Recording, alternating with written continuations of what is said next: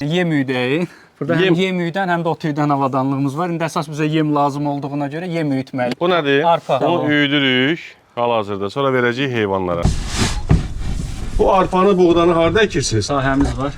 Gedərik də sahəyə. Motosikletin var, qardaş? Bəli, var. Üyütmə prosesinə başlayacağıq. Məhəmməd buradadır.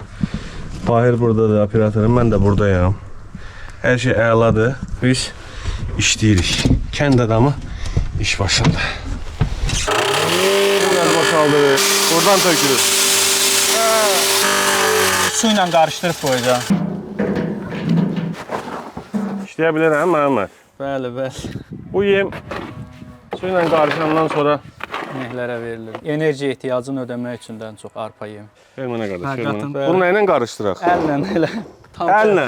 Əllə, bəli, başqa hissələr. Qəşəng, Gəlir, qəşəng. sahibi də gəlir artıq. Gəldi, qorma. Gəl. Elə oradan yeyir, gözləmədik, qaba Bəli, yığır. bəli. Simental cinsi. Ümumiyyətlə, dövlət tərəfindən cins Bəli. inəklərə dəstək var. O dəstəklə alınmış inəkdir. Dəstəklə Bəli, alırsan. 60%-in dövlət. 60%-ni dövlət verir. Sən ye, biz də gedək.